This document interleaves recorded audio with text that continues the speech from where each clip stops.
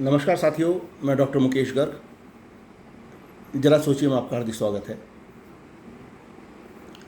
नई दिल्ली में क्वाड सम्मेलन की आहट आई हुई है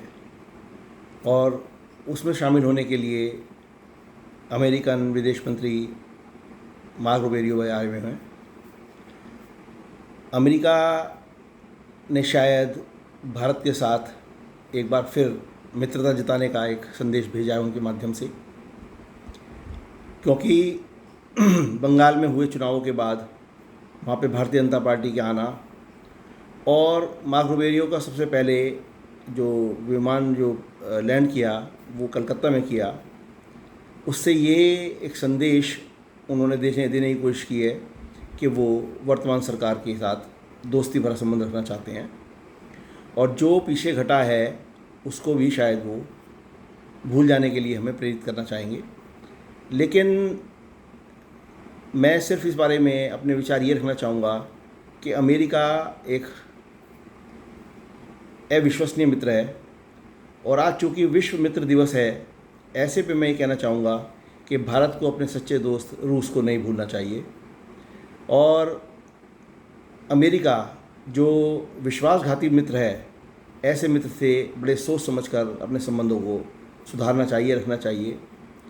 मैं ये नहीं कहता कि विश्व की जो बदलती हुई आर्थिक परिदृश्य है उसके अंदर अमेरिका अप्रासंगिक हो जाता है, ऐसा बिल्कुल नहीं है। अमेरिका आज भी विश्व की नंबर 1 ताकत है और रहेगा फ़िलहाल, क्योंकि उसकी और चाइना जो नंबर 2 ताकत है उसकी इकोनॉमी में आधे का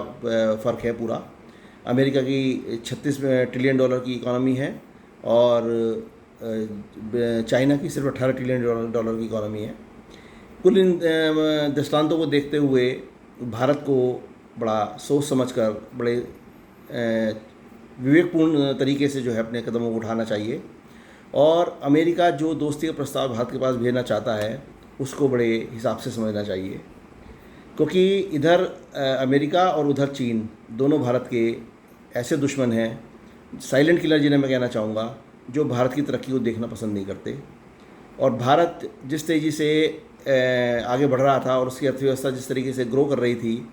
और विश्व की आर्थिक मंदी के बावजूद सारे जो विश्व वित्तीय गणक थे उनका एनालिसिस ये था कि भारत की अर्थव्यवस्था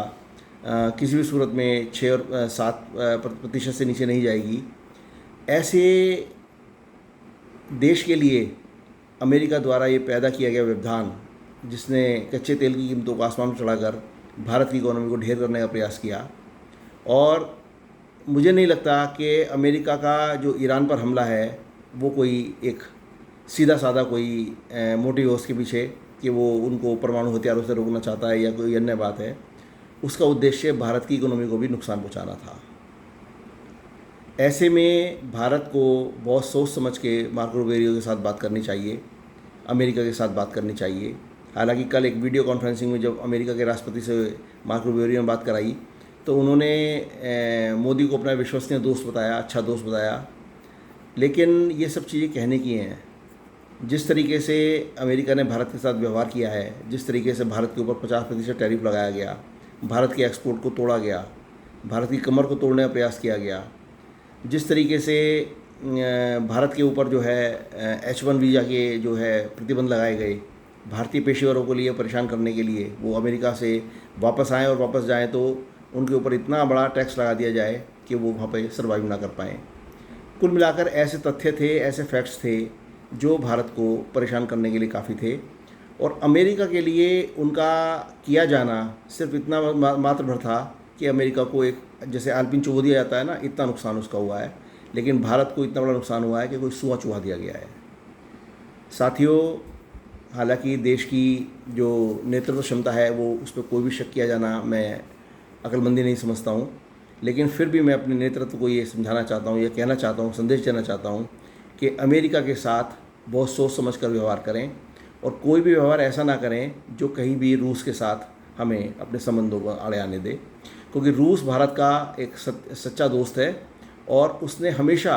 अपनी सत्यता को बरकरार रखा है, अपनी सच्चाई को हमारे साथ मिलाकर चला है, हमारे कंधे से कंधा मिलाकर चला है और आगे भी चलता रहेगा, ऐसा मेरा मानना है। ज़रा सोचिए। साथियों, यदि आपको मेरे विचार उचित लगे हैं तो कृपया मेरे चैनल को लाइक कीजिए, शेयर कीजिए और सब्सक्राइब कीजिए। धन्यवाद।